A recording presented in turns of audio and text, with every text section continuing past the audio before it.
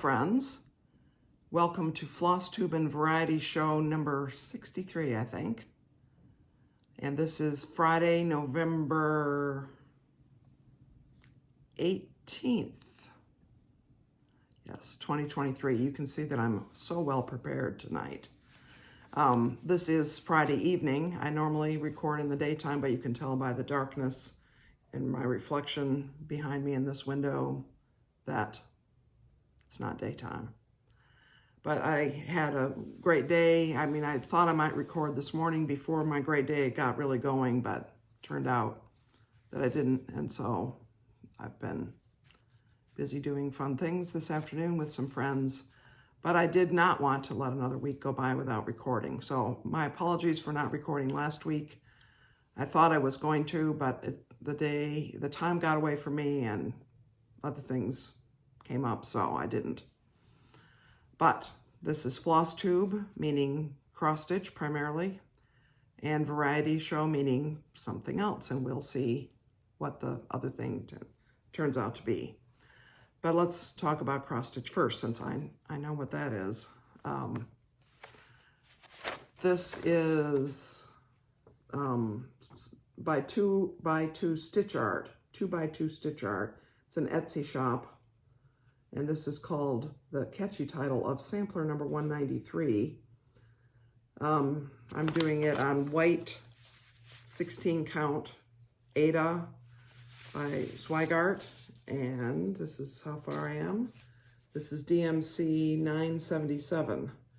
And I haven't done a ton more than last time, but I started working more up in that corner. Again, this is very pleasurable to do. By the way, one of my goals had been to reach 20%, and I have done that. I've reached 20% on this, so it's going to be square. It's a lot of fun to work on. It's relaxing because there's only one color, and if it's marked as a stitch, I stitch it in the color, and it's pretty straightforward that way. I will show you Eliza Stringer, age 6. This is a Hands Across the Sea reproduction sampler, and I think that I had not finished those lowercase alphabet, so I began the numbers, and I began this main, I would say it's the main central border here, which I'm interpreting as flower buds on a vine. So you can see I started on the vine with my green color. I'm using 100.3 silks by Au Ver A Soie, and this is 46 count something linen.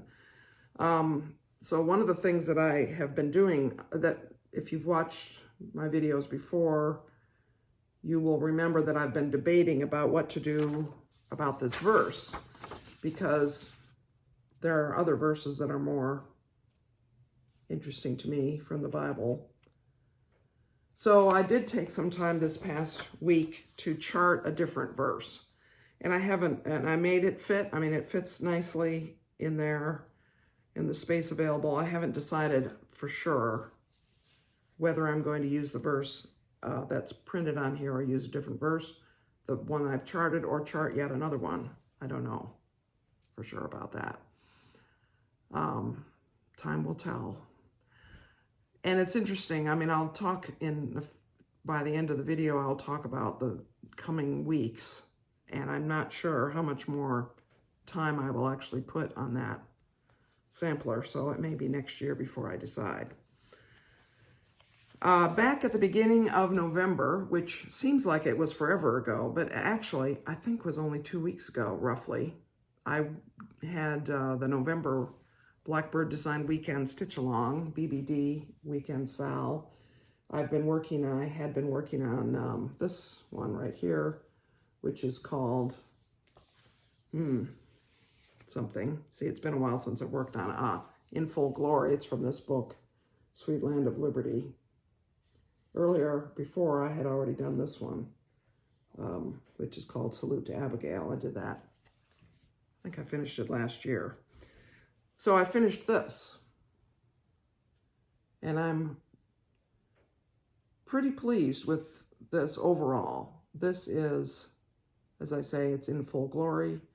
It's worked in my own version of DMC colors that are partially the ones recommended by the pattern. I mean, what was called for was weeks and things like that, overdyes. And I, at the time, didn't own any of those, wasn't interested in getting any, and so I wanted to do it in DMC, and it's fine. This is gray, a Nantucket gray, or Nantucket brew, 40 count linen. And again, I don't really know, the label that was on it when I bought it was not very specific, but it's finished. So that was fun. And I'm also going to insert now a tiny bit of video footage of another Blackbird that I finished. I finished it actually, I think back in May. And it was the small pin roll. It was designed to be a little roll from Sweet Summer Come Again might be the pattern. I put it away and I didn't get it out, but you can see the completed. In the description field, I'll make sure that the complete name of that pattern is included. But in the little video, you see that I did not do it into a little roll. I just did it into a little pincushion, and I gave it to my friend Cindy for her birthday. So I am really pleased with how that turned out. I filled it with crushed walnut shells, i.e. lizard litter. I was thinking of using sawdust because lizard litter is soft. That is to say, it moves, it doesn't hold firm. And when I made the pin drum of the other pattern in that Sweet Summer Come Again pattern, I used sawdust, and I was very pleased with how that turned out. But I didn't really want this to be that firm. I wanted it to have some give to it. And so I was just very careful to fill it as full as I could with the crushed walnut shells, and I think it turned out really well. I think we're about to hear my ice maker, so pardon the clunking that might be about to happen, but I might be wrong. So anyway, I was pleased with how that turned out. My friend likes it, and that's fun. And then finally, I also worked on the purple sampler, which you recall I'm getting a lot of my stuff from this book, The Ultimate Sampler Motifs, source book by Brenda Keys. There's so many things in this book that I would like to stitch, and maybe 2023 will give me another opportunity. But I made some more progress on this. I can't remember exactly. I mean, it's been 2 weeks, I think, since I made a video, and I can't remember exactly where I left this, but I think that I had not finished these borders down here. So I put some more borders in, and now I've started another motif section. And so far I just have a little house and that rectangle, which I'm going to talk about in just a moment. But I'm pleased with this. What I did I took several days. I mean, I've been sort of working on the idea gathering for a while to finish up this last motif section and to decide how the final section of borders to end the sampler was going to go, because I have some sense of the way the design needs to be, that there needs to be certain weightiness to the bottom of something. And if it had just ended with a wispy little single line of stitches, that would have looked funny, would have looked incomplete. So what I did is I took a few hours one afternoon, and I went through the different books that I have that have to do with the motifs and other things, and I sort of plotted out. I counted stitches, and I decided how much space I still wanted to include in order to include this section of motifs and include an appropriate type and number and layout of the final borders. And I wanted to pick up the colors again. I wanted to be sure that the light purple and the green were represented in there. And I think that I picked another bird. I had another bird which is going to have orange feet. There are just a couple of birds in here that have orange feet. So I just wanted to be sure that I had that figured out before I dived into finishing of it. And I think I'm going to be fine. I mean, I didn't actually chart out everything, but I did chart out the motifs for this section. So there's this house and there's this rectangle. There's going to be a berry bowl. There's a pair of scissors over here and a few little things over here. I can't remember what they are. But they are not necessarily pertinent to either my friend for whom I'm making this or myself, except for that rectangle, which is empty at the moment. And you can't tell. I mean, even if it were not empty, you might not be able to tell what it is, but it is something. It does represent something, which I'll mention in just a moment. But first I wanted to show you, I think last time I mentioned project bags, which can be a whole problem in and of itself. This is the project bag that my friend Leslie made me, which I've been keeping my Blackbird projects in. So it's a vinyl front project bag. Very, very fun, very nice. That's fun. Okay, so what is that empty rectangle? Spoiler, now we're into the variety show portion of tonight's video. My friend Anne, for whom I'm making this purple sampler, one of her, well, she has a number of hobbies. One of them is horticulture. One of them is playing games, and we've mentioned that, and camping and canoeing and that kind of thing, mentioned that earlier. But one of her hobbies is geocaching. And she has been doing that for a number of years, actually. I'm going to say maybe 10 years. Could that be? I mean, I could have looked it up, but I didn't. But it's been quite a few years. And she got me into it.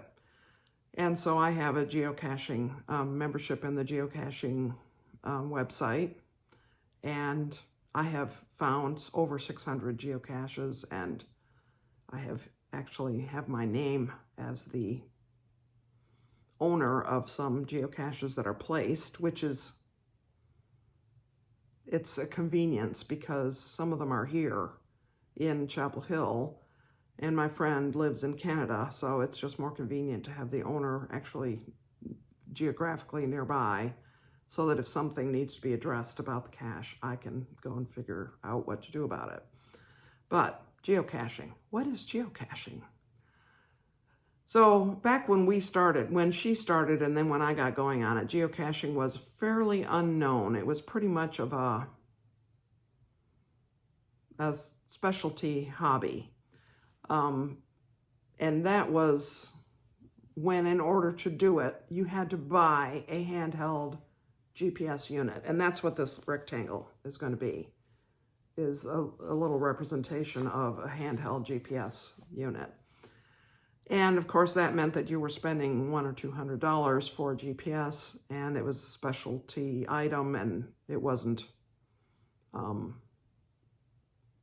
people, if you didn't have one, you were unlikely to do geocaching. But fairly soon the smartphone people got onto it, and so the GPSs in smartphones can also aid you in finding geocaches. So what geocaching is, in a nutshell, is somebody hides a physical object somewhere and then publishes the coordinates, the latitude and longitude coordinates of where the object is. And then somebody else with a GPS device, a phone or a dedicated device, finds the physical object that's been hidden, and then they open it up, and inside that is a piece of paper or a little notebook or something physical that you sign your name or your geocaching handle on. And then you go back to the website where the coordinates were published and you log it there. saying that you found it. And the nicest logs are the ones where people say, it was beautiful and sunny, and my friend and I decided to go hiking in this woods, and we knew there were 3 or 4 geocaches, and we really enjoyed finding this one. It was very cleverly hidden, or the container was really interesting, or something like that. There's some sort of personal anecdote type thing that has to do with finding that geocache. So that's it in a nutshell. But there's all kinds of different kinds of caches. Sometimes the cache is called a multi-cache, where you go to the first location and you find a clue that leads you to a second location, where you find another clue that leads you to a third location, and so forth. Sometimes geocaches are set up to be done at night. There's one very near here, within a mile of where I live. Actually, I'm not sure if it's still an active cache, but I have actually hiked the trail 3 times at night. And the way you do it at night is that there's reflective tacks that you put up, or little reflective tags of some sort, so that as you're searching at night and you shine a flashlight around, it will glint off those reflective tags, and you can follow the path. And then there are, clues along the way that tell you. And I've been on many night caches because I really enjoy that idea. Being out in the woods at night is quite fun. It's sort of like very out of the ordinary of what our normal lives are, to be out in the woods at night. And up in Canada, where I've been with my friend, there have been some night caches which have been felt more remote. Right now, apparently in that area, there's some bears been seen, so I'm not sure how popular night caching is at this moment, but perhaps soon the bears will have hibernated, and I don't know. I don't really know. I haven't been up there since before COVID, which is another whole story. But anyway, geocaching. I've put some pictures up, if I've found them, of various occasions when I've been geocaching with my friend. But I will tell you that in 2019, I think it was, this is possibly the last time I was in Canada to visit her, I flew up in order to attend an annual event called GAG, G-A-G, standing for Go and Get 'em, I think is what it stands for. And it's an event that happens on a certain weekend where caches are published in order to be found as part of this event. And they are often thematic, like this 2022's theme was Star Trek. And that year, don't remember the theme. Might have been superheroes or something like that. Anyway, there's some sort of a theme, and then people create geocaches that are related to the theme, loosely or tightly, one way or another. My friend almost always creates geocaches for these events. I've been up several times in order to participate, and at 6 o'clock on the Friday is when it all opens up and you start finding caches, and you meet up with your friends and you go together to find caches in this area, and you might run into other groups along the trails. It's very fun.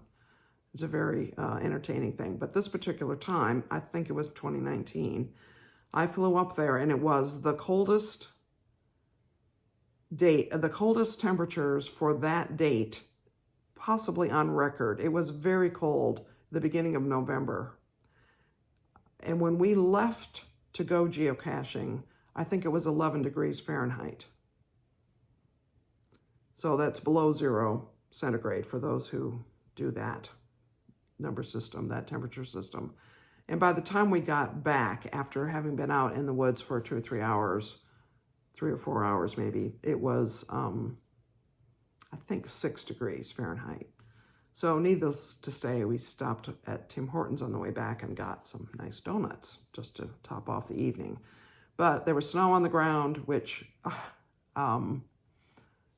in truth, there was probably 4 inches of snow on the ground.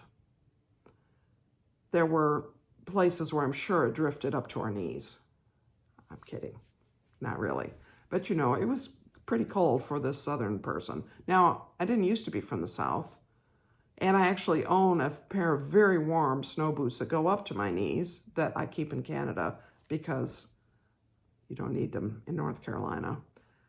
And I have a warm jacket and things like that. And when we were up there, I went to a thrift shop and bought another jacket as an extra layer in case I was just too cold. And I can't remember if I actually ever really used that other jacket. Don't remember. But it wasn't that expensive. It was insurance. And I do a lot of knitting, and I have nice warm hat, and I have nice warm mittens, not knitted mittens, but real mittens, leather mittens. And so I was plenty warm. And when you're moving around, you keep walking, you don't get cold. It's sort of like cross-country skiing. So, and then the next day, so that was at night that we went out. That was that cold at night. And then the next day it was in the teens, and we went out, and it was bright and sunny, and it was, you know, beautiful, very beautiful, really. And then there was an event. Usually these weekends end with a dinner where it's a bring your own dinner, and then there's, you know, door prizes and chance to compliment each other on the caches that people created for the event, and very fun. So I've done that several times, but that time in 2019 was notable because it was so cold. Now, I have been in Canada when it's been colder, because November is not the coldest time of winter in Canada. I was there in February one year where I'm pretty sure the temperature didn't get above 0 one of the days that I was there, 0 Fahrenheit. And another of the days I was there, it was probably in the single digits as a high temperature. And it was windy one of those days. And I was up there for Winterlude, which is a festival in Ottawa that includes ice sculptures and snow sculptures and that kind of thing. I don't remember what all it includes. Seems to me it must be more than that. And we went around in the city looking at the different parts of Winterlude, even though it was quite cold. But we did pass on going to Dow's Lake that time for the hospital bed races because it was windy. And if you're out on an open space, it's pretty windy. So, I mean, a windy day will be cold. That's what I'm trying to say. So anyway, I've been in Canada many times, love it up there. Ottawa is a great city, wonderful city. But that's what this is about, geocaching. Will there be more stories connected with this? I don't know. I don't think so. I think everything else is just designs, just items. I mean, we'll see. I did plot it all out. I have the chart in the bag somewhere, but I don't know for sure. So what else is going on? Well, this is unbelievably less than a week before Thanksgiving in the US.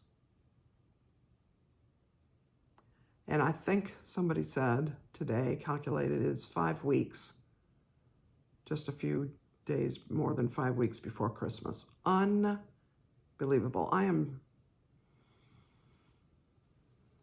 am often in recent years not fully ready for Christmas until the middle of December, but I feel less ready this year than other years, which does not make sense.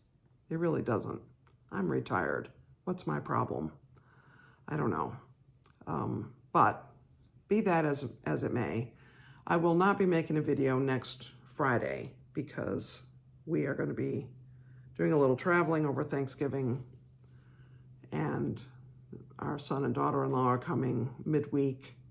We're going to go down to see family on Thanksgiving Day, which is Thursday. And then on Sunday, I am going to be going away with friends for a little trip to Western North Carolina. And I'll tell you more about that after it's happened. And we get back on the 30th of November. So I will not be making a video next Friday. I will make a video on the following Friday, I'm pretty sure, which is, I think, December 2nd. And I will make that video. For one thing, I will be showing you the that mystery stitch-along, the Christmas stitch-along, holiday stitch-along by Evertote and Modern Folk Embroidery and so on. That one that you open one package each day.